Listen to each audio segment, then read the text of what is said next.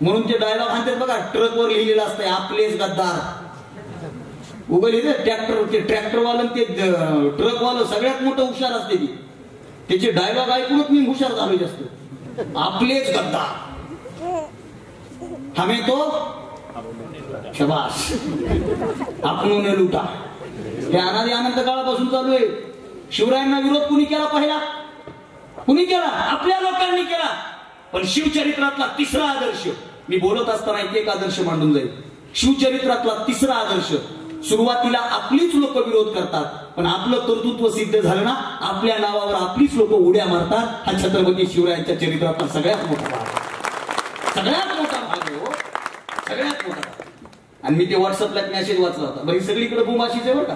जरा मोकळं बोलू का साहेब? मी माझ्या गावात कार्यक्रमच करीत नाही, माहिती सांग करीतच नाही.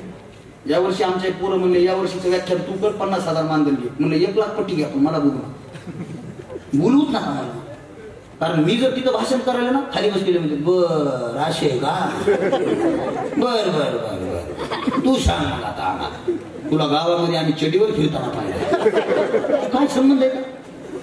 व्हॉट्सअपचा एक मेसेज वाचला होता मी. कौतुक लांबच्या लोकांकडून होतं, जवळच्या लोकांचा अर्धा वेळ नावं ठेवण्यात आणि संशय घेण्यामध्ये जातो.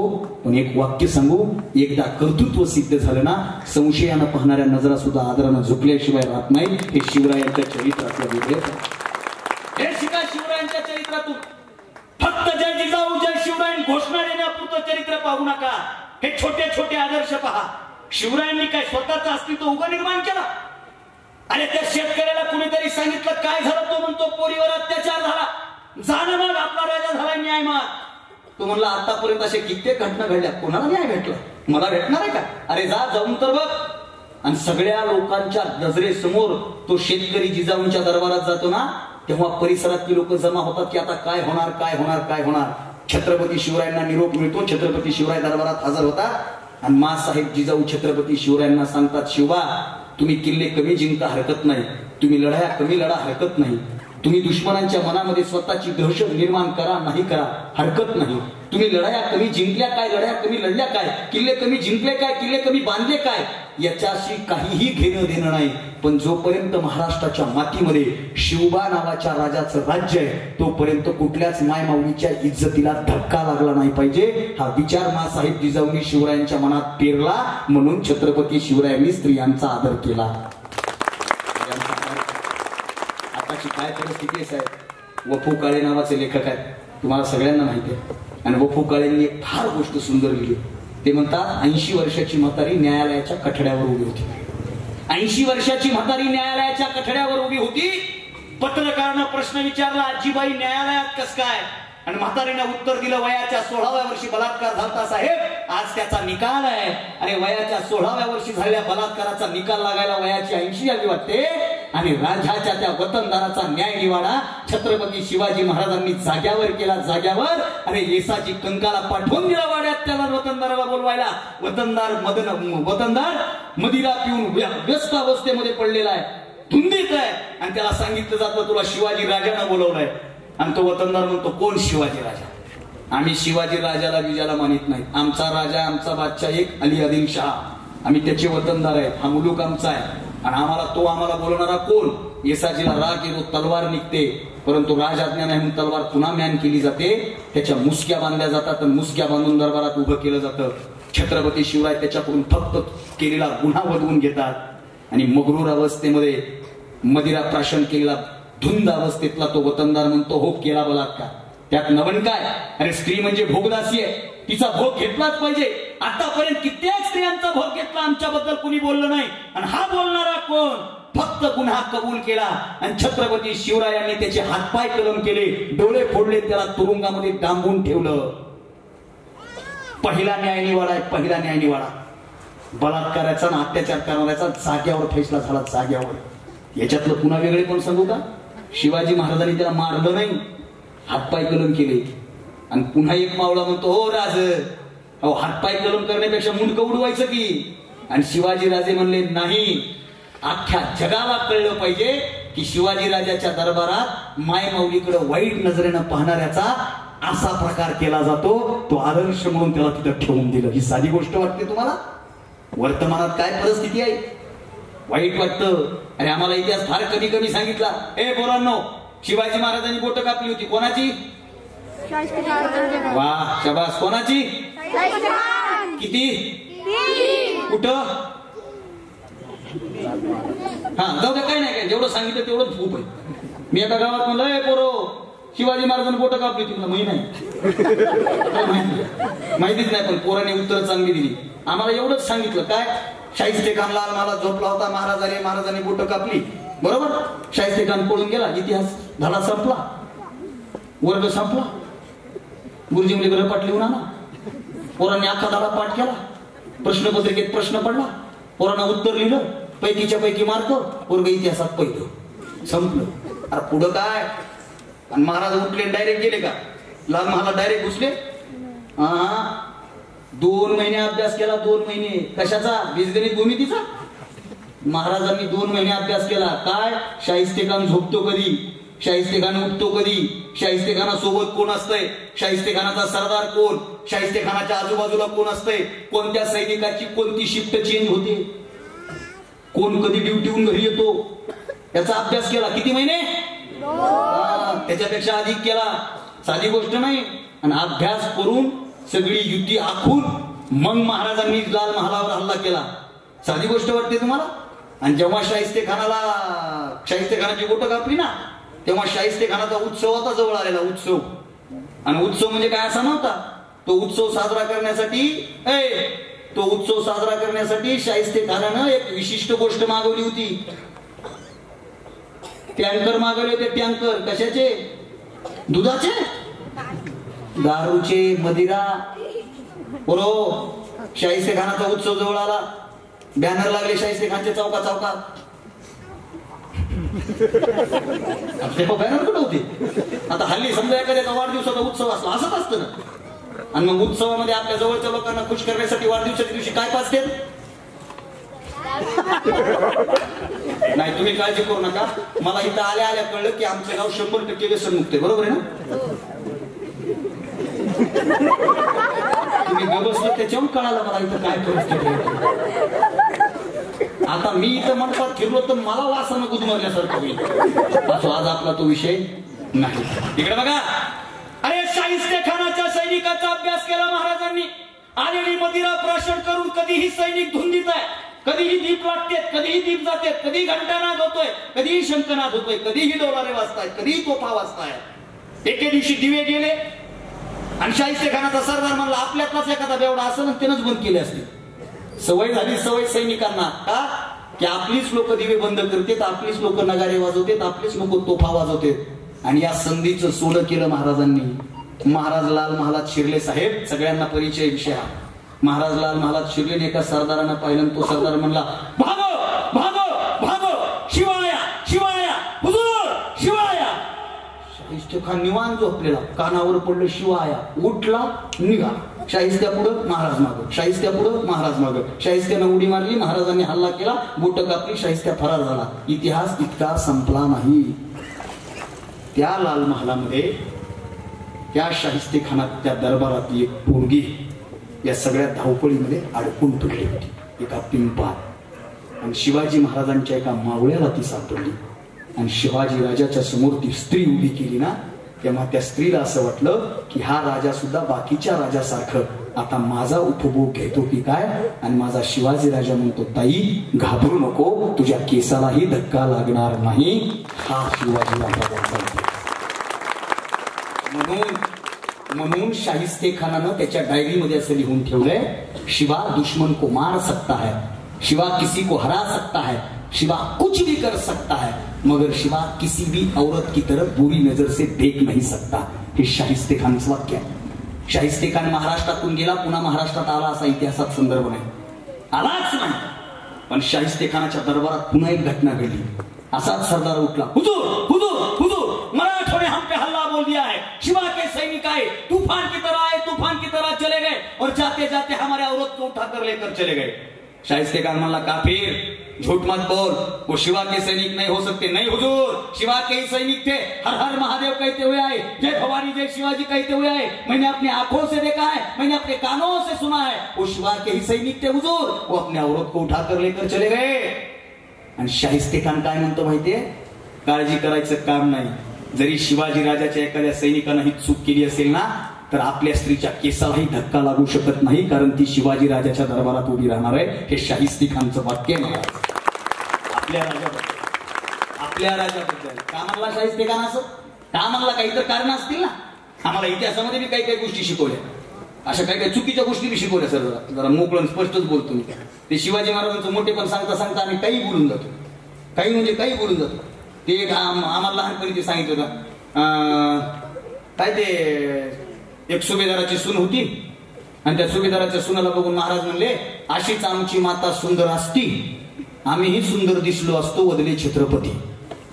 7 खोटे हो हे, 7 खोटे। तुम्ही म्हणा महाराज कसं काय? मी जे सांगतोय ते नीट आहे का? मी काही बी स्टेटमेंट करणार आहे, काही बी स्टेटमेंट करा, मी का राहुल सोला कुत्रे काय? ते दलिंदर छाप टकलं बोललो ना पाहून 2-4 दिवसापूर्वी, बोलू पुढं आपण। शिवाजी महाराज म्हणले, पण अशीच आमची माता सुंदर असती। अरे मी मराठीचा विद्यार्थी आहे, अशीच आमची माता सुंदर असती या वाक्याचा अर्थ काय निघतो साहेब? असती म्हणजे आमची माता सुंदर नाही असा अर्थ निघतो ना। आणि मा साहेब जिजाऊ कमी सुंदर होत्या आणि शिवाजी राजा असं स्टेटमेंट करेल? एका मिनिटात सिद्ध करतो। ए पोरा इकडे तू ये, पण कुणी बी दादा एक माईक दे यार, मी काय मारत नाही इकडे, हे इकडे। 2 प्रश्न आहेत फक्त, नाजूक आहेत, तुझ्या गावात एक प्रश्न इकडे, तू ये पटकन, बक्षीस देतो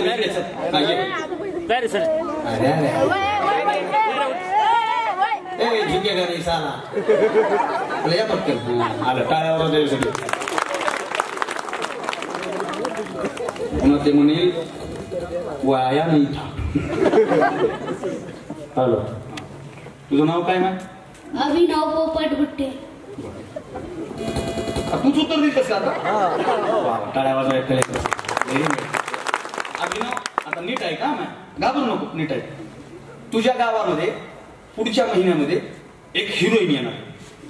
हसू नका, कोण येणार आहे? हिरोईन कळते का तुला? ऍक्टर हिरोईन कळते का? हिरोईन पिक्चर मधली कोणती हिरोईन आवडते तुला? नाव सांग नाही तुला माहिती का? नाव तुला नाव माहिती का? बरं जाऊ दे, एखादी हिरोईन येणार आहे। आणि आता आज मी आल्याच्या नंतर माझं सगळं नियोजन जसं विनोद भाऊंकडे होतं, तसं ती हिरोईन आल्याच्या नंतर तिचं सगळं नियोजन तुझ्या आईकडे।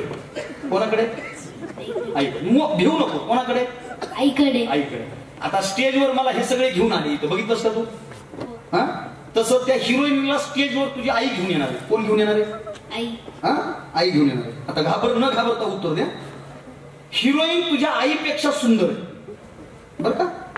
हिरोईन तुझ्या आईपेक्षा काय सुंदर आहे। मग बाळा, तू सुंदर हिरोईनच्या पाया पडशील का आईच्या पाया पडशील? आईच्या। नाही रे, हिरोईनच्या पण कोणाच्या पाया पडशील? आईच्या। का बरं?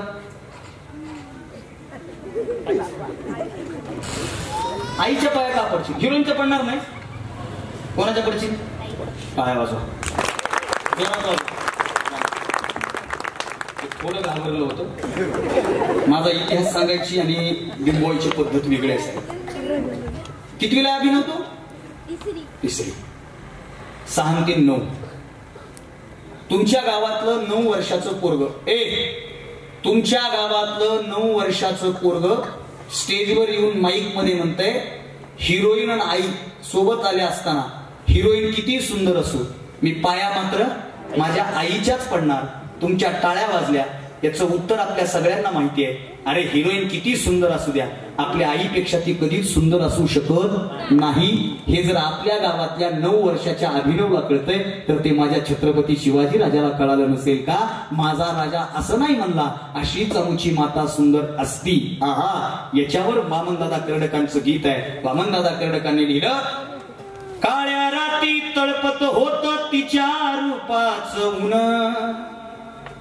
काळ्या राती तळपत होत तिच्या रूपाचं ऊन, अशी देखणी होती एका सुभेदाराची सुन.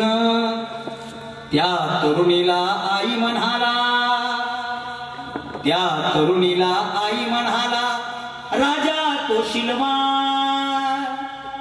त्या तरुणीला आई म्हणाला राजा तो शिलवान.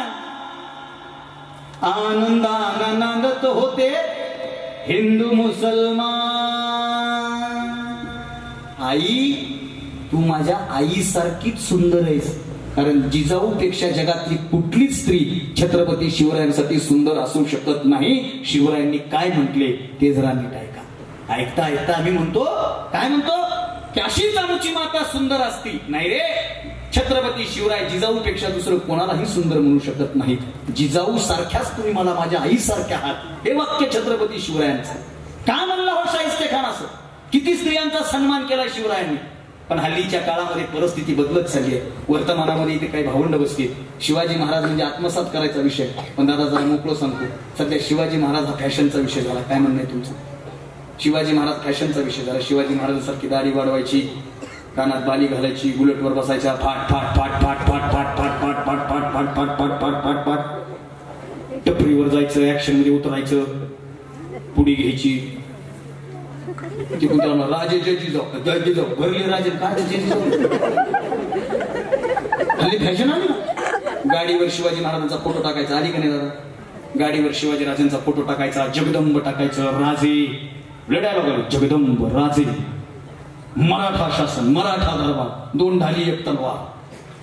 बरोबर. राजे पुन्हा जन्माला आहे. काय एकदा जन्माला आले तेच उपकार फेडणं जाणं, पुन्हा कशाला? आणि पुन्हा आले तर पहिला कडे तू हा करते. टकमक टोकाचा पहिला अधिकारी तूच, कारण तो सगळे कुटाने महाराजांना माहिती.